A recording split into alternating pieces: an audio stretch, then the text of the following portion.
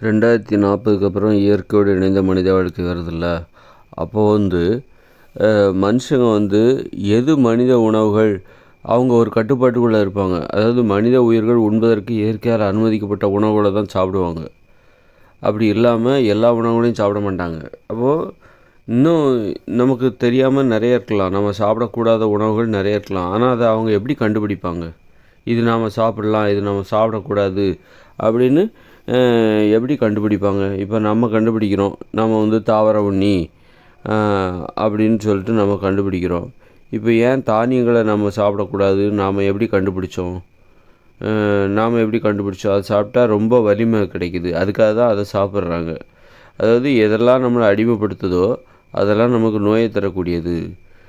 அடிமைகளுக்கு தான் வலிமைகள் அதிகமாக தேவை. அளவுக்கு அதிகமான ஆற்றல் யாருக்கு தேவைன்னா அடிமைகளுக்கு தேவை. அதனால் எது நம்ம அடிமைப்படுத்துகிறதோ அதெல்லாம் நமக்கு நோயை தரக்கூடியது அப்படின்னு சொல்லிட்டு நம்ம கண்டுபிடிக்கிறோம். அந்த மாதிரி அப்போ தானியங்களை நம்ம சாப்பிடக்கூடாது அப்படின்னு மட்டும்தான் நம்ம கண்டுபிடிக்கணுமா? அப்படி கிடையாது. அது மட்டுமே போதுமானதா? அது மட்டுமே ஒரு உணவு நாம் சாப்பிடலாம் சாப்பிடக்கூடாது என்பதை கண்டுபிடிப்பதற்கு போதுமானதா அப்படின்னா, அதையும் தாண்டி ஒரு உணவை சாப்பிட்டா நமக்கு இப்போ தினசரி வாழ்க்கையை அவங்க திட்டமிட்டு ஒரு லட்சியவாதியாக மகிழ்ச்சியாக வாழ்வது தான் அவருடைய லட்சியம். தினசரி வாழ்க்கையை திட்டமிட்டு மகிழ்ச்சியாக வாழ்ந்து கொண்டிருப்பார்கள். ஒரு அட்டவணை போட்டு, அதாவது காலையில் இதை செய்யணும், காலையில் காலையில் அந்த இயற்கையோடு இணைந்த மனித வாழ்க்கையில் ஒரு பெல் அடிப்பாங்க. பெல் அடித்த உடனே காலையில் எழுந்திருப்பாங்க. காலையில் எழுந்திருந்த உடனே பெல் அடித்த உடனே காலையில் எழுந்திருக்கிறதுக்கு யாருமே கஷ்டம் கிடையாது. ஏன்னா நாளே அவங்க 7 மணிக்கே படுத்துருவாங்க. அதனால் காலையில் ஒரு 5 மணிக்கோ 5:30க்கோ பெல் அடித்தா அவங்களால எழுந்திருக்கிறது ரொம்ப ஈஸி. நல்லா ஒரு 10 மணி நேரம் நல்லா தூங்குவாங்க எப்போவுமே. அதனால் தூங்குவதற்கு அவர்களுக்கு நிறைய நேரம் இருக்குது. அதனால் அவங்க ஒரு பெல் அடித்த உடனே எல்லா வீட்லேயுமே இந்த மாதிரி மணி இருக்கும். அந்த மாதிரி பெல் அடித்த உடனே எழுந்திருப்பாங்க. இல்லை பெல் அடிக்கிறதுக்கெல்லாம் கூட காத்திருக்க மாட்டாங்க, அதுக்கு முன்னாடியே கூட அவங்க முடிச்சிடுவாங்க. ஆனால் ஒரு கடமைக்காக பெல் அடித்தாகணும். இந்த மாதிரி காலைல எழுந்திரிச்சிட்டு உடற்பயிற்சி எல்லாத்தையுமே செஞ்சுட்டு ஒரு 7 மணிக்கு ஒரு பெல் அடிப்பாங்க. 7லேருந்து அவங்க விவசாய நிலத்துக்கு போயிடுவாங்க. விவசாய நிலத்துக்கு போனோடனே 10 மணி வரைக்கும், காலை 10 மணி வரைக்கும் வேலை பார்ப்பாங்க. அப்புறம் ஒரு பெல் அடிப்பாங்க.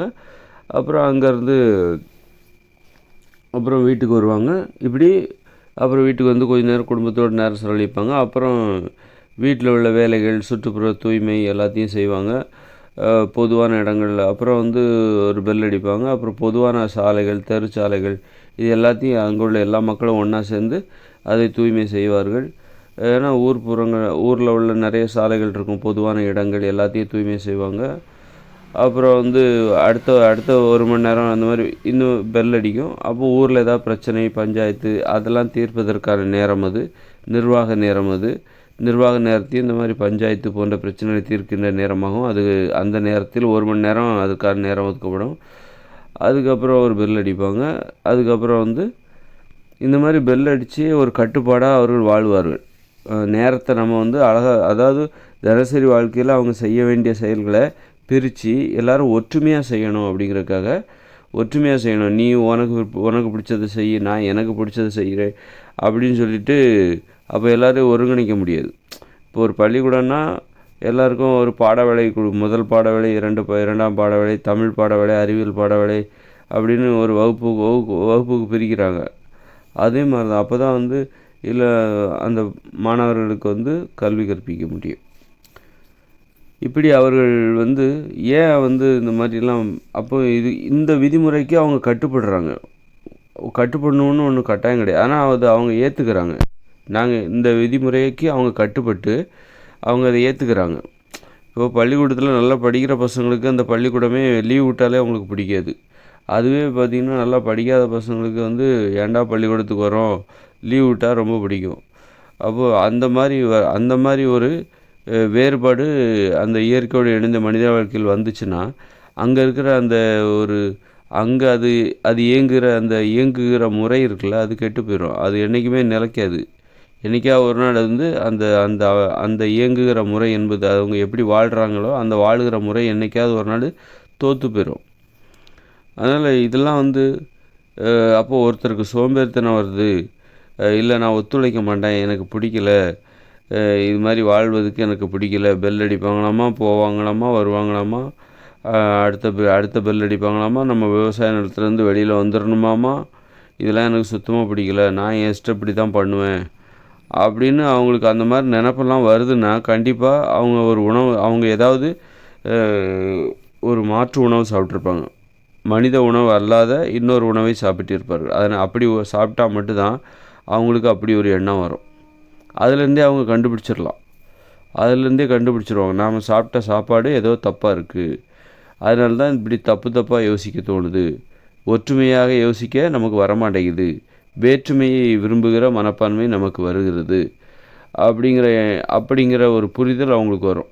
அதாவது சோம்பேறித்தனம் வருதா, பெல் அடித்தா எழுந்திருக்கணும்னு எனக்கு தோணலை, மற்றவங்க விதிமுறையை மதிக்கணும்னு எனக்கு தோணலை அப்படின்னாலே நீங்கள் அப்போ அதுக்கு என்ன காரணம், நேற்று நாம் இந்த உணவு சாப்பிட்டோம், அப்போ அந்த உணவு சாப்பிடக்கூடாது, இந்த உணவு சாப்பிட்டனால தான் நமக்கு இப்படிப்பட்ட எண்ணங்கள் வருது அப்படின்னு புரிஞ்சுப்பாங்க.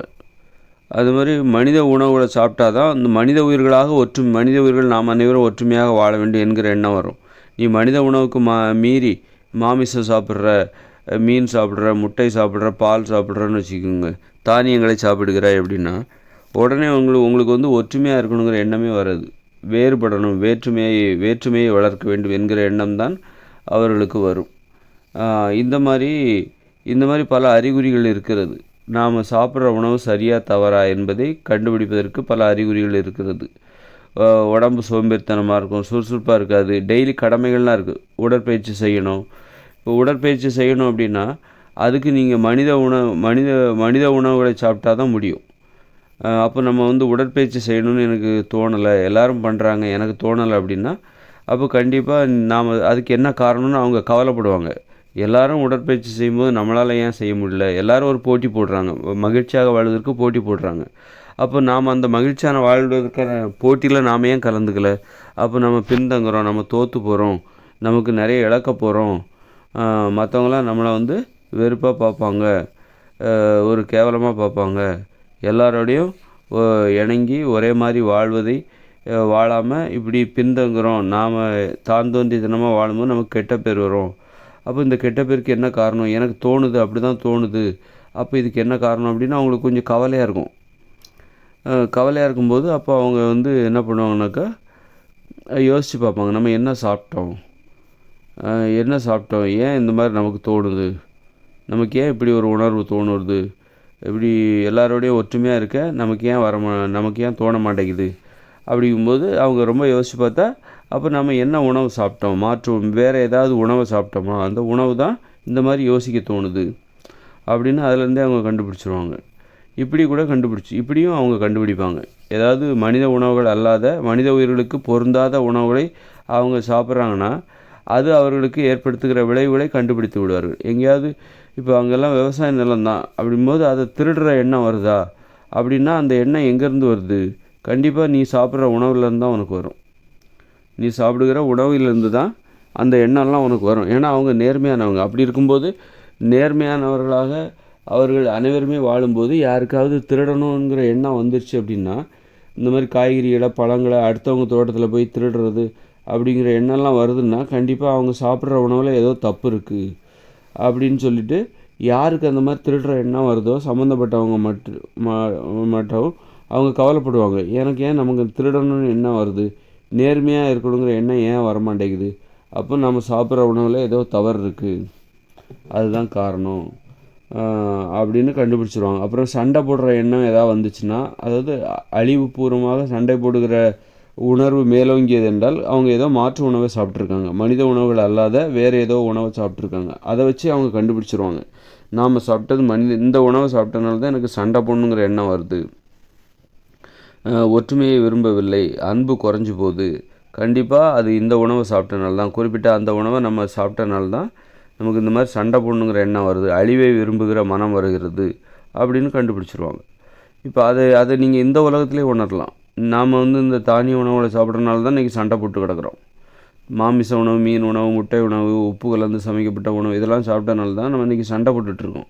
ஒற்றுமை விரும்புவதில்லை. தான் தோன்றித்தனமாக ஏற்றத்தாழ்வுகளை விரும்பி நீயும் நானும் ஒன்றும் கிடையாது அப்படின்றதை உணர்த்துவதற்காகவே நாம் இன்றைக்கி வாழ்ந்துகிட்டு இருக்கோம். காரணம் அந்த உணவுகள் தான் காரணம். நீங்கள் மாற்று மனித உணவுகள் அல்லாத பிற உணவுகளை சாப்பிடும்போது தான் உங்களுக்கு இப்படிப்பட்ட எண்ணங்கள்லாம் வருது. இதையெல்லாம் ஒரு அறிகுறியாக வச்சு அவங்க கண்டுபிடிச்சிருவாங்க. நம்ம ஏதோ மாற்று உணவை சாப்பிட்றோம், அதனால தான் நமக்கு இப்படிப்பட்ட எண்ணம் வருகிறது அப்படின்னு அதை வச்சு அவங்க கண்டுபிடிச்சிருவாங்க. ஒரு எல்லாரோடையும் ஒன்றுபட மாட்டாங்க, உடன்பட மாட்டாங்க. கடைசியில் என்னாகும் அப்படின்னா உடம்பு ஒரு அசௌகரியமாக இருக்கும்.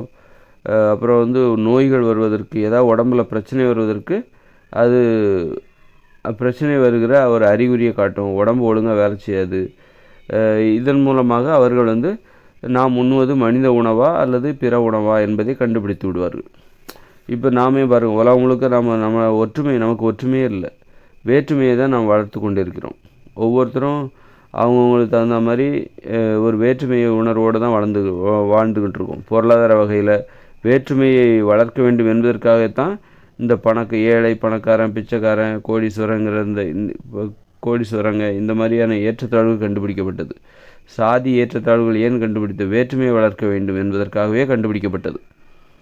அந்த மனப்பான்மையை அடிப்படையாக கொண்டு தான் அது வேற்றுமையை வளர்க்க வேண்டும், எல்லாரும் ஒன்று கிடையாது அப்படிங்கிறத நாம் அப்படிங்கிற ஒரு உணர்வை மனுஷங்கக்கிட்ட வளர்க்கணும் அப்படிங்கிறதுக்காகவே கண்டுபிடிக்கப்பட்டது. மதமும் அப்படித்தான் கண்டுபிடிக்கப்பட்டது. இப்படி நிறவெறி எல்லாமே வேற்றுமைக்கு ஏதாவது ஒரு காரணம்.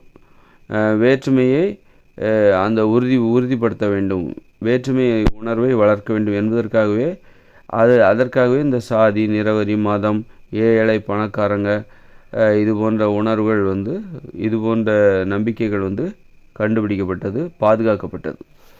அப்போ இதுக்கெல்லாம் காரணம் நாம் உண்ணுகிற உணவுகள் தான் காரணம்.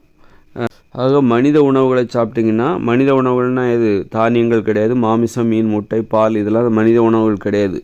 தயிர், மோர், பால்லாம் மனித உணவுகள் கிடையாது. நெய், வெண்ணெல்லாம் மனித உணவுகள் கிடையாது.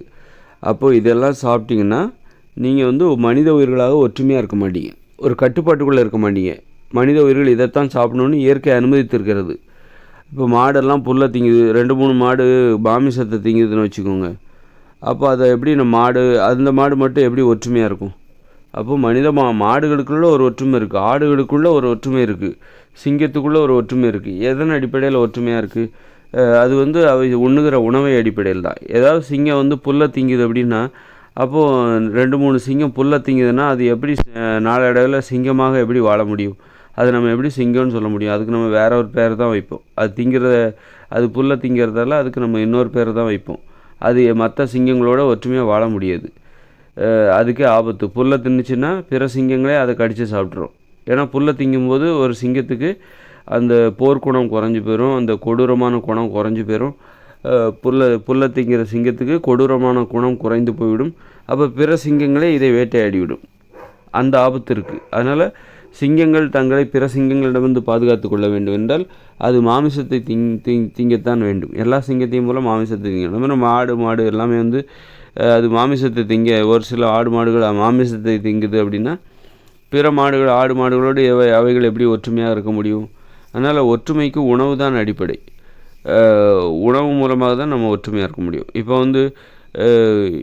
இப்போ பாருங்கள், இப்போ பிராமணர்கள்லாம் சைவ உணவு அப்படின்றாங்க. அவங்களோட நம்ம ஏன் ஒற்றுமையாகலை? உணவு முறையில் வேறுபாடு இருக்குது. அதனால தான் அவங்களும் நாமளும் ஒன்று கிடையாது அப்படிங்கிற மாதிரி ஒரு உணர்வை வளர்க்கணும். அப்படிங்கிறதுக்காகவே வேற்றுமையை பாதுகாக்கணுங்கிறதுக்காகவே அவங்க ஒரு தனி உணவை கடைபிடிக்கிறார்கள், தனி உணவு முறையை கடைபிடிக்கிறார்கள். நாம் தனி உணவு முறையை கடைபிடிக்கிறோம். அது மாதிரி இப்போ சைனாக்காரங்க இருக்காங்க, அவங்களோட நம்ம ஒன்றுபட முடியுமா? அவங்க வீட்டில் போய் நீங்கள் ஒரு பொண்ணை காதலிப்பீங்களா? ஏன்னா அவங்க தவளையெல்லாம் சாப்பிடுவாங்க, பச்சையாக பாம்பெல்லாம் கடிப்பாங்க. பாம்பு, தவளை, பூரானா அப்படியே திம்பாங்க. அவங்க போய் ஒரு பொண்ணை நீங்கள் காதலிப்பீங்களா? அவங்களோட போய் உறவு முறை வச்சு காதலிப்பீங்களா? கல்யாணம் பண்ணுவீங்களா? அங்கே இருக்கிற ஒரு பையனை உங்கள் பொண்ணு கல்யாணம் பண்ணுவாளா? இல்லை அவளுக்கு அப்போ ஏன்னா ஒன்றுபட மாட்டேன். ஏன்னா உணவு வேறுபாடாக இருக்கிறது. அவங்க உட்காந்துட்டு கல்யாணம் பண்ணி கூப்பிட்டு வந்துடுவீங்க, அவங்க பூரானை பிடிச்சி சாப்பிட்டுட்டு இருப்பாங்க, பல்லியை பிடிச்சி சாப்பிட்டுட்டு இருப்பாங்க, தேளை பிடிச்சி சாப்பிட்டுட்டு இருப்பாங்க, தேளை வறுத்து சாப்பிட்டுட்டு இருப்பாங்க, தவளையை பிடிச்சி காவாயில் ஓடுற தவளையை, அதாவது சுத்தமான தண்ணியில் தவளையை வளர்த்து அந்த தவளையை கடிச்சு சாப்பிடுவாங்க. அப்போ நீங்களும் அவங்களும் ஒற்றுமையாக இருக்க முடியுமா? ஒரு வீட்டில் ஒற்றுமையாக எப்படி வாழ முடியும்? உணவு தான் வந்து நம்மை ஒன்றுபடுத்துகிறது. நீங்கள் மாமிசமே உங்களுக்கு பிடிக்காது அப்படின்னா, மாமிசம் சாப்பிடுகிற ஒருவரை நீங்கள் திருமணம் செய்வதற்கு கண்டிப்பாக தயங்குவீங்க, யோசிப்பீங்க. அதனால் உணவு தான் நமக்கு இடையில் ஒற்றுமையை ஏற்படுத்துகிறது. உணவில் நாம் வேறுபட்டு விட்டுட்டால் வேற்றுமை என்பது வளர்ந்துவிடும். அப்போ அதே மாதிரி வெறும் மாமிசம் மட்டும் கிடையாது, தாவர உணவுலே நாம் சாப்பிடக்கூடாத உணவெல்லாம் இருக்குது. தாவர உணவில் இந்த கரும்பு அதாவது நாட்டு சக்கரை நம்ம சாப்பிடக்கூடாது. அப்படின்னா நாட்டு சக்கரை எங்கேருந்து கிடைக்குது? கரும்பு வெல்லத்துலேருந்து கிடைக்குது. அப்போ கரும்புலேருந்து கிடைக்குது. அந்த கரும்பே நம்ம சாப்பிடுவோம். கரும்பு ஜூஸே குடிக்கக்கூடாது. எப்படி இது நம்ம குடிக்கக்கூடாதுங்கிறத அவங்க எப்படி கண்டுபிடிப்பாங்க? அதை குடித்தாக்கா பிறரோடு ஒற்றுமையாக வாழ முடியாத ஒரு உணர்வு வரும், சோம்பேறித்தனம் வரும், கட்டுப்பாடு என்பது இருக்காது. நமக்குள்ள ஒரு கட்டுப்பாடு இருக்குது. நம்ம நினச்சதை நம்மளால் செய்ய முடியாது. நம்ம நினச்சதை நம்மளால் செய்ய முடியாது. இப்போ வந்து அடுத்து இதை செய்யணும், இன்றைக்கி இதை செய்யணும், அந்த வேலையை முடிக்கணும், இந்த வேலையை முடிக்கணும்னு நம்ம நினைக்கிறோம். அதை செய்ய முடியலன்னா நமக்கு தாழ்வு மனப்பான்மை வரும். அப்போ நம்ம அப்படி நினைக்கவே மாட்டோம். ஏன்னா நம்ம நினச்சி ஒன்றும் ஆக போகிறதில்ல அப்படின்னு சொல்லிட்டு விட்டுருவோம். அது மாதிரி நம்ம வந்து ஒரு கட்டுப்பாட்டை மீறும்போது, ஒரு மனித உணவுகள் அல்லாத பிற உணவுகளை நம்ம சாப்பிடும்போது நமக்கு ஒரு கட்டுப்பாடு என்பது இருக்காது. மற்றவங்களோட ஒற்றுமையாக வாழ வேண்டும் என்கிற ஆர்வம் இருக்காது. அதெல்லாம் வச்சு இதுக்கெல்லாம் என்ன காரணம் அப்படின்னு சொல்லிட்டு அவங்க கவலையோடு யோசித்து ஆராய்ஞ்சு பார்ப்பாங்க. அப்போ கண்டுபிடிப்பாங்க, இந்த உணவுகள் தான் காரணம், இந்த உணவு சாப்பிட்டனால தான் எனக்கு இப்படிப்பட்ட உணவு தான். ஏன்னா அதுக்கு முந்தின நாள்லாம் நான் இந்த உணவு சாப்பிடல, நல்லா தான் இருந்தேன், நேற்றுல இருந்து தான் எனக்கு இந்த மாதிரி ஆகுது. இதை வச்சு அவங்க கண்டுபிடிச்சிருவாங்க. இந்த மாதிரி ஒரு பொருந்தாத உணவுகளை சாப்பிட்டா அவங்களுக்கு ஏற்படுகிற மாற்றங்களை கொண்டு அதன் அறிகுறிகளை வச்சு அவங்க கண்டுபிடிச்சிருவாங்க. இப்போ வந்து ஒரு தேன் சாப்பிட்றாங்க வைங்க, கடையில் நம்ம ஒரு தேன் வாங்குகிறோம். தேன் வந்து மனித உணவு தான், ஆனால் அதில் கலப்படம் பண்ணியிருக்காங்க. ஆனால் சுத்தமான தேனுன்னு அந்த டப்பாவில் போட்டிருக்கு, அந்த பிராண்டில் சுத்தமான தேன் அப்படின்னு சொல்லி போட்டிருக்கு. ஆனால் அதில் உள்ள கலப்படம் இருக்குது, சர்க்கரை பாகு கலந்துருக்காங்க. அவங்க தேனுன்னு சொல்லிட்டா மட்டும் அவங்க வந்து அதை சாப்பிட்டு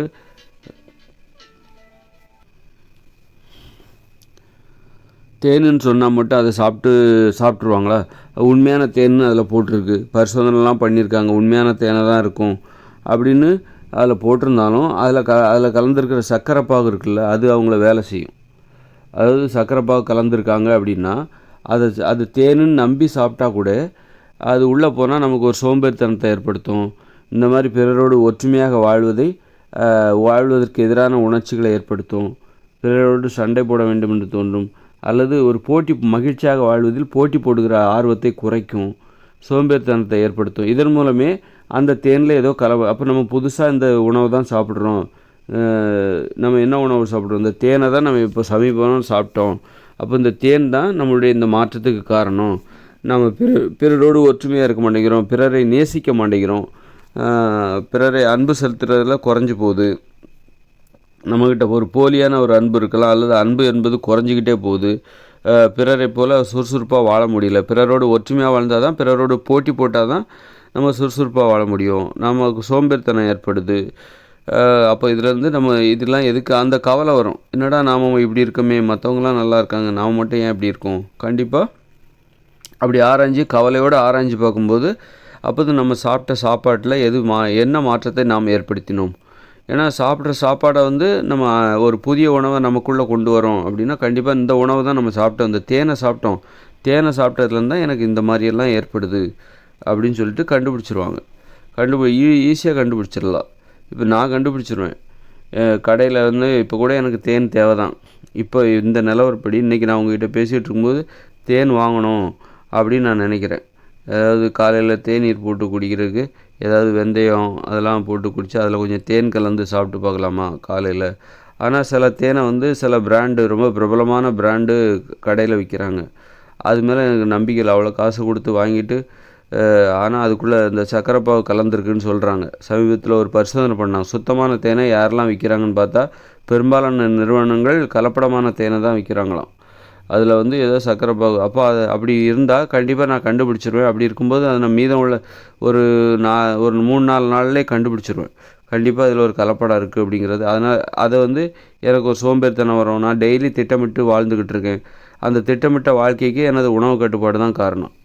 நான் உணவு கட்டுப்பாட்டை கடைபிடிப்பதால் தான், தயவுதாட்சணை இல்லாமல் உணவு கட்டுப்பாட்டை கடைபிடிப்பதால் தான் என்னால் திட்டமிட்டு வாழ முடிகிறது. இப்போ கூட நான் அதிகாலையில் இருந்துச்சு இந்த வீடியோ பேசிகிட்டு இருக்கிறேன். காரணம் என்னென்னா, எனக்கு அந்த கட்டுப்பாடு இருப்பதால் தான். நான் தானியம், இட்லி, பூரி, பொங்கல், தோசையெல்லாம் தின்னேன்னா கண்டிப்பாக நான் இப்படியெல்லாம் எழுந்திரிச்சு பேசவே மாட்டேன். 7 மணிக்கு தான் எந்திரிப்பேன். காலைல 7 மணிக்கு தான் எந்திரிப்பேன். இந்த மாதிரிலாம் வீடியோ போடவே மாட்டேன். எனக்கு அப்படி ஒரு எண்ணமே வராது. அந்த அளவுக்கு நான் ஒரு கட்டுப்பாடற்ற வாழ்க்கைக்குள்ளே போயிடுவேன். அப்போ நான் தினமும் இந்த மாதிரி என்னுடைய வேலைகளை நான் செய்யணும், திட்டமிடணும் அப்படின்ட்டு நான் திட்டமிட்டு சில வேலைகளை நான் செஞ்சிட்ருக்கேன். அப்படின்னா எனக்குள்ளே ஒரு கட்டுப்பாடு இருக்குது. அது காரணம் என்கிட்ட உணவு கட்டுப்பாடு இருக்குது. நான் மாமிசம் சாப்பிட்றதில்ல, தானியங்கள் சாப்பிட்றதில்ல, வெள்ளைச்சீனி எடுத்துக்கொள்வதில்லை. மாமிசம், தானியம் அதாவது இட்லி, பூரி, பொங்கல் அதெல்லாம் நான் சாப்பிட்றதில்ல. காய்கறி, கீரைகள், கிழங்குகள், பயிர் வகைகள் இதைத்தான் நான் சாப்பிட்டுட்ருக்கேன். இதுதான் எனக்கு இந்த கட்டுப்பாட்டுக்கே காரணம். அப்போ இந்த கட்டுப்பாடு நான் தொடர்ந்து நான் திட்டமிட்ட மாதிரி எனக்கு ஒரு இலக்கு இருக்குது. அந்த இலக்கு நோக்கி நான் போகிறேன். அப்போ நான் தினசரி கட்டுப்பாட்டோடு இருக்கணும். கட்டுப்பாட்டோடு இருந்து எனது இலக்கு சார்ந்த கடமைகளை செய்தால்தான் நான் எனது இலக்கை நான் அடைய முடியும் அப்படிங்கிற நம்பிக்கை எனக்கு கொடுக்குது. அப்போ நான் ஏதாவது அப்போ என்னால் இப்போ நான் ஒரு தேன் வாங்குகிறேன் கடையில், அதில் உண்மையிலே கலப்படம் இருக்குது. ஆனால் நான் உண்மையான தேன் நினச்சி தான் நான் அதை வாங்குகிறேன். அப்படி இருக்கும்போது அந்த தேனை நான் தினசரி ஏதோ உணவில் சேர்த்து நான் சாப்பிட்றேன் அப்படின்னா அதில் உண்மையிலே கலப்படம் இருந்தால் அது எனக்கு கண்டுபிடிச்சிருவேன். என்னுடைய கட்டுப்பாடான வாழ்க்கையில் அது மாற்றத்தை ஏற்படுத்தும். எனக்கு சோம்பேறித்தனம் வரும். என்னால் திட்டமிட்டபடி அதிகாலையில் எழுந்திருக்க முடியாமல் போகலாம். உடற்பயிற்சி செய்யணுங்கிற ஆர்வம் இல்லாமல் போகும். சோம்பேறித்தனம் வரும். என்னுடைய கடமைகளை எனது லட்சியத்தை அடிப்படையாக கொண்ட எனது கடமைகளை செய்வதற்கு நான் செய்யாமல் போயிடுவேன், பின்வாங்குவேன். இதிலேருந்தே எனக்கு தெரிஞ்சிடும் இந்த அறிகுறிகள். என்னால் நான் நினச்ச வேலைகளை செய்ய முடியல, ஆக்கப்பூர்வமான பணிகளை செய்ய முடியவில்லை, சோம்பேறியாக மாறுகிறேன், மொபைல் ஃபோன் அடிக்கடி பார்க்குறேன். மொபைல் ஃபோன்லாம் பார்க்கக்கூடாது, எல்லா வேலையும் முடிச்சுட்டு அப்புறம் தான் மொபைல் ஃபோன் பார்க்கணும். இது போன்ற கட்டுப்பாடுகளை கடைபிடிக்கிறேன். அப்போ இந்த கட்டுப்பாடுலாம் என்னால் கடைபிடிக்க முடியலனாலே அந்த கட்டுப்பாடுகளை மீறுகிற ஒரு உணவை நான் சாப்பிட்றேன். மனித உணவு. அப்போ இந்த தேனில் தான் ஏதோ பிரச்சனை இருக்குது. புதுசாக நான் சாப்பிட்டது இந்த தேனை தான். அந்த தேனுக்குள்ளே தான் ஏதோ ஒரு கலப்படம் இருக்குதுன்னு கண்டுபிடிச்சி அதை நான் உறுதியாக நம்பி அந்த தேனை அதுக்கு மேலே நான் சாப்பிட மாட்டேன். அப்போ இந்த மாதிரி அறிகுறிகள் மூலமாகவே நீங்கள் ஒரு உணவில் நீங்கள் உங்கள் உடலுக்கு பொருந்தாத உணவுகளை நீங்கள் கண்டுபிடிக்கலாம். இது மனித உணவா இல்லையா என்பதை கண்டுபிடிக்கலாம். நாம் சாப்பிடுவது மனித உணவா இல்லையா என்பதை எளிதாக கண்டுபிடித்து விடலாம். ஒரு தேன்கிறது மனித உணவு தான். ஆனால் அதில் கலப்படம் இருக்கா இல்லையாங்கிறத போய் பரிசோதனை பண்ணுங்கிற அவசியமே இல்லை. அது 2-3 நாள் சாப்பிட்டு பார்த்தாலே கண்டுபிடிச்சிடலாம். சாப்பிட்டு பார்த்தாலே அதில் கலப்படம் இருக்குது அப்படிங்கிறத ஈஸியாக கண்டுபிடிச்சிடலாம். அதில் சர்க்கரை சேர்த்துருக்காங்க, சீனி சேர்த்துருக்காங்க, வெள்ளைச்சீனி சேர்த்துருக்காங்க, அந்த பாகு சேர்த்துருக்காங்க, அதில் வேறு ஏதோ ஒன்று சேர்த்துருக்காங்க, எசன்ஸ் ஏதோ சேர்த்துருக்காங்க. அப்போ அது நமது உடலுக்கு ஊறு விளைவிக்கிறது. அதனால் நம்மளால் கட்டுப்பாட்டோடு இருக்க முடியல அப்படின்னு நம்ம எளிதாகவே கண்டுபிடித்து விடலாம். இது போன்ற அறிகுறிகள் மூலமாக. அப்போ இயற்கையோடு இணைந்த மனித வாழ்க்கையில் 2040க்கு அப்புறம் வரப்போகிற அந்த இயற்கையோடு இணைந்த மனித வாழ்க்கையில் அவங்க மனித உணவுகளில் ரொம்ப கவனமாக இருப்பாங்க. அவங்க சாப்பிடுகிற மனித உணவுகளில் மிகவும் கவனமாக இருப்பார்கள். ஏன்னா அப்போ தான் அவர்களால் மகிழ்ச்சியாக வாழ முடியும். அந்த காடுகளில், குடிசைகளில் வாழ்வதற்கு அவர்களுக்கு இருக்கிற ஒரே நம்பிக்கை மகிழ்ச்சியாக வாழ்வது தான். ஆனால் ஒரு உணர்வுபூர்வமான ஒரு வாழ்க்கை தான் மகிழ்ச்சியான வாழ்க்கை. மகிழ்ச்சியாக வாழ்வது தான் அவர்களுக்கு இருக்கிற ஒரே நம்பிக்கை. அந்த காட்டில் ஒரு குடிசையில் வாழ்கிறோம் அப்படின்னா அங்கே இருக்கிற கஷ்டத்தெல்லாம் தாங்கிக்கணும். வெறுங்காலில் நடந்து போவாங்க, விவசாய நிலத்தில் உழைப்பாங்க, கடும் குளிரை தாங்கி கொள்வார்கள், கடும் கோடையை தாங்கி கொள்வார்கள். அவர்களிடம் பெரிதாக ஆடை எதுவும் இருக்காது. அவங்களுக்கு இருக்கிற அப்படிப்பட்ட ஒரு வாழ்க்கையை மனுஷங்க வாழணுன்னா அவங்களுக்கு இருக்கிற ஒரே நம்பிக்கை என்னென்னா, நம்ம மகிழ்ச்சியாக இருக்கிறோம், அன்பாக இருக்கிறோம், பாசமாக இருக்கிறோம், ஒற்றுமையாக இருக்கிறோம், நல்ல உடல் ஆரோக்கியமாக இருக்கிறோம். அந்த வகையில் தான் அவங்க அந்த கஷ்டங்கிறது அவங்களுக்கு பெருசாக தெரியாது. இந்த இயற்கையோடு இணைந்த மனித வாழ்க்கையில் உள்ள ஒரு கஷ்டம் இருக்குல்ல, அந்த கஷ்டம் அவங்களுக்கு ஏன் பெருசாக தெரியாது? ஒரு குடிசையில் தான் அவங்க வாழ்வாங்க. நைட்டு படுக்கிறதுக்கு அங்கே ஒன்றும் சிமெண்ட் தரை கிடையாது, மண் தரையில் ஒரு ஏற்பாடு செஞ்சு தரையில் படுத்து தூங்க போகிறாங்க. அப்போது தரையில் படுத்து தூங்க போகிறாங்க. காலில் செருப்பு எதுவும் கிடையாது, வெறுங்காலோடு நடந்து போகிறாங்க. ஆடைகள் எதுவும் கிடையாது. இயற்கையிலிருந்து கிடைச்ச பொருட்களை வச்சுக்க தான் ஆடைகள் தயாரிப்பார்கள். விவசாய நிலத்தில் வேலை பார்ப்பாங்க, நடந்தே வீட்டுக்கு வருவாங்க. அப்போ அவங்க அந்த வாழ்க்கையை வாழ்வதற்கு அவர்களுக்கு என்ன நம்பிக்கை, என்ன ஆர்வம் இருக்குது? அன்பாக இருப்பாங்க, பாசமாக இருப்பாங்க. அவங்க வாழ்க்கையில் ஒரு அர்த்தம் இருக்குது. அவங்க குடிசையில் வாழ்ந்தாலும் அவங்க வாழ்க்கையில் ஒரு அர்த்தம் இருக்குது. அவங்ககிட்ட மூட நம்பிக்கைகள் கிடையாது. அவங்க அறிவுபூர்வமானவர்கள், ஆராய்ச்சி செய்யக்கூடியவர்கள். அதனால் ஆராய்ச்சி செய்து அறிவுபூர்வமாக இப்போ அறிவுபூர்வமான இப்போ இப்போ உதாரணம் எனக்கு நான் ஏன் ஒரு ஆடம்பரமாக வாழணுங்கிற ஆசை எனக்கு ஏன் வரமாட்டேங்குன்னா, எனக்கு அப்போது எனது வாழ்க்கையில் நான் எதை பெருமையாக நினைக்கிறேன், என்னுடைய அறிவை நான் பெருமையாக நினைக்கிறேன். என்கிட்ட அன்பு இருக்குது, அறிவு இருக்குது, ஒரு அர்த்தம் இருக்குது, என் வாழ்க்கையில் ஒரு அர்த்தம் இருக்குது. எனது வாழ்வில் அர்த்தத்தை சேர்ப்பதற்காக நான் ஆடம்பரத்தை தேடி போகணுங்கிற அவசியம் இல்லை. காரு பங்களா இதெல்லாம் இருந்தால் தான் இந்த வாழ்க்கையில் எனக்கு அர்த்தம். நான் என்னை நிரூபிப்பதற்காக நான் இந்த ஆடம்பரத்தை நம்பலை, என்னுடைய அறிவை தான் நான் நம்புகிறேன். நான் ஒரு பகுத்தறிவு அடிப்படையாக கொண்டு ஒரு ஆராய்ச்சிபூர்வமான ஒரு வாழ்க்கையை அடிப்படையாக கொண்டு நான் வாழ்கிறேன். நான் மனித தன்மையோடு இருக்கிறேன். என்னிடம் அன்பு அதிகமாக என்னிடம் இருக்கிற அன்பை அதிகரிக்க வேண்டும். இதன் மூலம் எனது வாழ்க்கையை நான் அர்த்தமுள்ளதாக மாற்றுறேன். நான் எளிமையாக வாழ்ந்தாலும் என்னுடைய வாழ்க்கையில் ஒரு அர்த்தம் இருக்கிறது. பிறரை போல் எனக்கு நிறைய பணம் சம்பாதிக்கலை அப்படின்னு என்கிட்ட நிறைய பணம் இல்லைன்னா கூட நான் எதில் சந்தோஷப்படுறேன், எதில் நான் என்னை உயர்வாக நினைக்கிறேன் அப்படின்னா கண்டிப்பாக என்னிடம் உள்ள அந்த அறிவுபூர்வமான அணுகுமுறை, அதை நான் பெரிதாக நினைக்கிறேன். என்னிடம் மனிதத்தன்மை இருக்கிறது, பிறரது உணவுகளை புரிந்து கொள்கிற அந்த மனிதத்தன்மை, அன்பு இதெல்லாம் இருக்குது. பிறருக்கு இடையூறு செய்யாத அந்த வாழ்க்கை முறை இது இருக்குது. பிறரது இடையூறுகளை அனுமதிக்காத ஒரு வாழ்க்கை முறை இருக்குது. அதனால்தான் நான் எளிமையாக வாழ்ந்தாலும் எனது வாழ்வில் ஒரு அர்த்தம் இருக்கிறது. அந்த வகையில் தான் நான் என்னை உயர்வாக நினைக்கிறேன். அப்போ யார் வாழ்வில் அர்த்தம் இல்லையோ அவங்க தான் தன்னை உயர்த்தி கொள்ள இந்த ஆடம்பர வாழ்க்கையை நோக்கி ஓடுவாங்க. காரு பங்களா 10 பேரை வேலைக்கு வச்சுருப்பாங்க அந்த பங்களாவில். அதன் மூலம் தனது வாழ்வில் நாம் இந்த உலகத்தில் உயர்ந்த வாழ்க்கை வாழ்கிறோம் என்று அதன் மூலம் ஒரு அர்த்தத்தை தேடிக்கொள்வார்கள். ஆனால் அப்படி என்னால் தேடிக்கொள்ள முடியாத பட்சத்தில் என்னால் நிறைய பணம் சம்பாதிக்க முடியாது. அப்படி என்ன தேடிக்கொள்ள முடியாத பட்சத்தில் நான் எனது வாழ்க்கையை உயர்ந்ததாக நான் உணர வேண்டும். எனது வாழ்க்கையை நான் அர்த்தமுள்ளதாக உணர வேண்டும் என்றால் அதற்கு எனக்கு கொள்கை, அதுக்கு நான் நம்புறது எதுனா என்னிடம் உள்ள கொள்கை.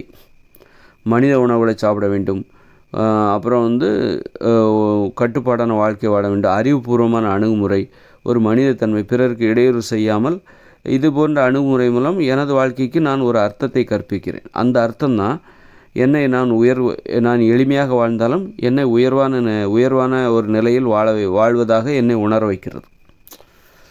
அதனால் இந்த உணர்வு, இந்த உயர்வான நினைப்பு இருக்குல்ல, என்னை பற்றின உயர்வான நினைப்பு, என்னை நான் இழிவாக நினைக்கல. நான் மாமிசம் சாப்பிட்டா கண்டிப்பாக என்னை இழிவாக தான் நினைப்பேன். அப்போ நீங்கள் நாளைக்கு இயற்கையோடு இணைந்த மனித வாழ்க்கையில் அந்த மக்கள் குடிசையில் வாழ்கிறாங்கன்னு வச்சுக்கோங்களேன். குடிசையில் வாழ்கிறாங்க, நம்ம குடிசையில் தான் வாழ போகிறாங்க, குடிசையில் தான் வாழ போகிறாங்கன்னு வச்சுக்கோங்க. அப்போ குடிசையில் வாழும்போது அவங்க மாமிசெல்லாம் சாப்பிட்றாங்க அப்படின்னா, ஒரு ஆட்டையோ மாட்டையோ கொன்று சாப்பிட்றாங்கன்னா அவங்களுக்கு தன்னை பற்றி இழிவான உணர்ச்சி வரும். அவங்க இருக்கிறதோ குடிசை. அந்த குடிசையில் இருக்கிறதே ரொம்ப கஷ்டம். அந்த கஷ்டத்தை தாங்கிக்கிறதுக்கு அவங்க இழிவான மனநிலையோடு இருந்தாங்கன்னா அந்த கஷ்டத்தை எப்படி தாங்கிப்பாங்க? அந்த குடிசையில் வாழ்கிறது, அப்புறம் நைட்டு போத்திக்கிறதுக்கு போர்வை கூட கிடைக்காது, ரொம்ப போராட வேண்டியிருக்கும். அப்புறம் பார்த்திங்கன்னா நைட்டு போத்திக்க போர்வை கிடைக்காது, வெறுங்காலில் நடக்கணும், விவசாய நிலத்தில் வேலை பார்க்கணும். இந்த கஷ்டத்தெல்லாம் தாங்கிட்டு ஒரு இழிவான மனநிலையோடு நீங்கள் இதை பண்ணவே முடியாது. ஒரு இழிவான மனநிலையோட ஒரு குடிசையிலெல்லாம் வாழவே முடியாது.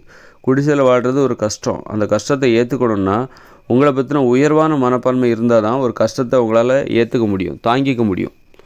இல்லைன்னா தாங்கிக்கவே முடியாது. அதனால் இதன் மூலமாகவே, இது போன்ற அறிகுறிகள் மூலமாகவே அவங்களால இது போன்ற அறிகுறிகள் மூலமாக அவர்கள் சாப்பிடுவது, அவர்களோட எல்லாத்துக்கும் என்ன காரணம்? ஒரு இழிவான மனநிலை. அவங்களுக்கு அந்த இழிவான குடிசையில் வாழ்கிற அந்த வாழ்க்கையை ஏற்றுக்க முடியாமல் ஒருத்தருக்கு போகிறதுக்கு என்ன காரணம் அப்படின்னு சொல்லிட்டு அவர் வேறு வழி இல்லை, குடிசையில் தான் வாழ்ந்தாங்கணும். ஆனால் அந்த குடிசையில் வாழ்கிறத அவரால் ஏற்றுக்க முடியல அப்படின்னா அவர் கவலையோடு ஆராய்ஞ்சு பார்ப்பார். நாம் என்ன தப்பு பண்ணோம், நமக்கு ஏன் இப்படிப்பட்ட எண்ணங்கள்லாம் வருகிறது அப்படின்னா கண்டிப்பாக நாம் சாப்பிட்ட சாப்பாடு தான் ஒரு காரணம். நம்ம இந்த மாமிசத்தை சாப்பிட்டனால தான் நமக்கு இப்படிப்பட்ட எண்ணங்கள்லாம் வருகிறது. அந்த எளிமையான வாழ்க்கையில் நம்மை ஒரு உயர்வான மனப்பான்மையோடு வாழ முடியவில்லை, எளிமையான வாழ்க்கையை ஏற்றுக்கொள்ள முடியவில்லை. அப்போ அதுக்கு இந்த உணவு தான் காரணம்னு கண்டுபிடிச்சிருவாங்க. அதாவது பிற உணவுகளிலிருந்தும் அவர்களை எப்படி பாதுகாத்து கொள்வார்கள்? மனித உணவுகள் அல்லாத பிற உணவுகளிலிருந்து அங்கு இயற்கையோடு இணைந்து வாழ்கிற மக்கள் எப்படி தங்களை பாதுகாத்து கொள்வார்கள், எப்படி கண்டுபிடிப்பாங்க அவர்கள் சாப்பிடுவது மனித உணவா இல்லையா என்பதை எப்படி கண்டுபிடிப்பாங்க? மனித உணவுகள் அல்லாத பிற உணவுகளை சாப்பிட்டா நீங்கள் மனுஷங்களாக வாழ முடியாது. மனுஷங்களாக மகிழ்ச்சியாக வாழ முடியாது. மகிழ்ச்சியாக வாழ்வதற்காக போட்டி போட முடியாது. ஒரு ஒற்றுமையாக வாழ முடியாது. சண்டை போட ஆரம்பிச்சிருவீங்க. வேற்றுமையை விரும்ப ஆரம்பித்து விடுவீங்க. நீயும் நானும் ஒன்றும் கிடையாது அப்படிங்கிறத உணர்த்துறதுக்காகவே சண்டை போட பழகிடுவீங்க. இதன் மூலமாகவே அவர்கள் உண்ணுகிற உணவில் ஒற்றுமை இல்லை, உண்ணுகிற ஏதோ மனித உணவுகள் அல்லாத பிற உணவுகளை சாப்பிடுகிறார்கள். இதன் மூலமே கண்டுபிடிச்சிருவாங்க. அதனால் இது ஒரு பாதுகாப்பு. எதுனா, மனித உணவுகள் அல்லாத பிற உணவுகளிடமிருந்து நாம் நம்மை பாதுகாத்து கொள்ள வேண்டும். இது ஒரு பாதுகாப்பு. இதுதான் நோய் எதிர்ப்பாற்றல். நோய் எதிர்ப்பு சக்தினா என்னென்னா, மனித உணவுகள் அல்லாத பிற உணவுகளிடமிருந்து நீங்கள் உங்களை பாதுகாத்து கொள்ள வேண்டும். ஏன்னா மனித உணவுகள் அல்லாத பிற உணவுகள் தான் உங்கள் உடலில் நோயை ஏற்படுத்துகிறது. அப்போ உண்மையான நோய் எதிர்ப்பாற்றல்ங்கிறது எது தெரியுமா? கட்டுப்பாடு தான். மனித உணவுகள் அல்லாத பிற உணவுகளை நீங்கள் சாப்பிடக்கூடாது. இப்போ கரும்பு சாறு, ஒரு கரும்பை கடித்து சாப்பிட்றீங்க. பொங்கல் கரும்பு கிடையாது, இந்த இது கரும்பு வெல்லம் எடுக்கிறாங்களா, அந்த கரும்பே நமக்கு எதிரானது. அப்போ அதை கடித்து சாப்பிட்றீங்க அப்படின்னா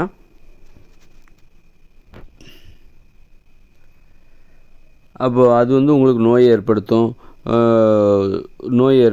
இப்போ கரும்பு வெல்லம் சாப்பிட்றீங்க, அது நோயை ஏற்படுத்தும். அப்போ அந்த உணவை சாப்பிடாமல் இருக்கிறது தானே இந்த நோயிலேருந்து பாதுகாக்கிற ஒரு வழி. இப்போ வெள்ளைச்சீனி சாப்பிட்டா சர்க்கரை நோய் அது வரும் அப்படின்னு எல்லோரும் நம்புகிறாங்க. அப்போது உண்மையான நோய் எதிர்ப்பாற்றல்ங்கிறது என்னது? வெள்ளைச்சீனியை சாப்பிடாமல் இருக்கிறது தானே நோய் எதிர்ப்பாற்றல். நோயை எதிர்க்கின்ற ஆற்றல் உங்கள்கிட்ட இருக்கிறதுனால தான் நீங்கள் இந்த வெள்ளைச்சீனியை சாப்பிட மாட்டேங்கிறீங்க. நிறைய பேர் வெள்ளைச்சீனி, ஆமாம் உடம்புல சுகர் இருக்குது, இருந்தாலும் அவங்க இந்த வெள்ளைச்சீனி கலந்த டீ காஃபியை குடிப்பாங்க. அப்போ அவங்ககிட்ட அந்த நோய் எதிர்ப்பாற்றல் இல்லை, நோயை எதிர்க்கின்ற ஆற்றல் அவங்ககிட்ட இல்லை, கட்டுப்பாடு என்பது அவர்களுக்கு இல்லை. அதை சாப்பிடக்கூடாதுன்னு தெரிஞ்சும் அதை சாப்பிட்டுட்ருக்காங்க. அது மாதிரி சோறு சாப்பிட்டா தலைக்கிருக்குன்னு சுற்றுது சர்க்கரை நோயாளிகளுக்கு, இருந்தாலும் அதை போய் சாப்பிட்டுட்டு ஒரு மாத்திரை போட்டுக்கிறாங்க. அப்படின்னா என்ன அர்த்தம்? அவங்ககிட்ட அந்த நோயை எதிர்க்கின்ற அந்த கட்டுப்பாடு இல்லை, நோயை எதிர்க்கின்ற ஆற்றல் இல்லை. உண்மையான நோய் எதிர்ப்பாற்றல்னால் என்னென்னா, மனித உணவுகள் அல்லாத பிற உணவுகளை சாப்பிட்டிங்கன்னா நோயை தருகிற அத்தனை உணவுகளுமே மனித உணவுகளாக இருக்க முடியாது. மனித உணவுகள் கண்டிப்பாக மனித உயிர்களுக்கு நோயை தராது. இப்போ ஆடு மாடெல்லாம் புல்லை திங்குது அப்படின்னா, ஆடு புல்லை திங்காது. இப்போ மாடு புல்லை திங்குது கண்டிப்பாக. அதுதான் அதோட உணவு. அதனால தான் அதுக்கு நோய் வருவதில்லை. அது மாமிசத்தை சாப்பிட்டுச்சுன்னா அது கண்டிப்பாக நோய் வந்துடும். அது மாதிரி சிங்கம், புலி, சிறுத்தைகள் மாமிசத்தை தான் சாப்பிடும். அது புல்லை திங்கிறதில்ல. புல்லை சாப்பிட்டதுன்னா அது கண்டிப்பாக சிங்கத்துக்கு நோய் வரும். அது சிங்கமாகவே இருக்க முடியாது, சிங்கமாகவே தன்னை உணர முடியாது. ஒரு மாடு மாமிசத்தை சாப்பிட்டால் தன்னை மாடாகவே அது உணராது. அப்போ மனுஷங்களுக்கு விதிக்கப்பட்ட உணவை தான் சாப்பிடணும். அப்போ தான் அவங்களால மனுஷங்களாக உணர முடியும், மனுஷங்களாக வாழ முடியும். அதனால் மனித உணவுகள் உண்மையான நோய் எதிர்ப்பாற்றல் என்பது என்னவென்றால், நோயை தருகிற உணவுகளை நம்ம சாப்பிடக்கூடாது. அதுதான் நோய் எதிர்ப்பாற்றல். நோய் எதிர்ப்பாற்றல்ங்கிறது அவங்க என்ன நினச்சிக்கிறாங்கன்னா, உடம்புக்குள்ளே இருக்குது புல்க அப்படின்னு நினச்சிக்க. நம்மக்கிட்ட தான் இருக்குது. நோய் எதிர்ப்பாற்றல்னால் என்னது? நோயை தருகிற உணவுகளை நம்ம சாப்பிடக்கூடாது. சாப்பிடக்கூடாது. சாப்பிடாமல் இருப்பதன் மூலம் நம்மக்கிட்ட இருக்கிற நோய் எதிர்ப்பாற்றலை வளர்த்து கொள்ளலாம். ஏன்னா மனித உணவுகள் அல்லாத பிற உணவுகளை சாப்பிட்டிங்கன்னா உங்களுக்கு நோய் வந்துடும், உடம்புல நோய் வந்துடும். அதனால் இது போன்ற அறிகுறிகள் மூலமாகவே இது மனித உணவுகளா இல்லையா, இது இப்போ நான் சொல்கிறேன், நான் எப்படி சொல்கிறேன் மாமிசத்தை சாப்பிடக்கூடாது, அதில் இந்த வைட்டமின், இது உடம்புக்கு தீங்கு விளைவிக்கிற வைட்டமின் இருக்குது அப்படின்னு நான் சொல்கிறேன். லேபில் டெஸ்ட் பண்ணியாக சொல்லிகிட்ருக்கேன். நான் வேறு விதமான ஒரு கோணத்தில், இந்த உலகத்தில் யாருக்கும் இல்லாத ஒரு கோணத்தில் அதை நான் உங்களுக்கு புரிய வைக்கிறேன். அப்போ நான் ஒன்றும் புத்தகம் படிக்கிற ஆள் கிடையாது.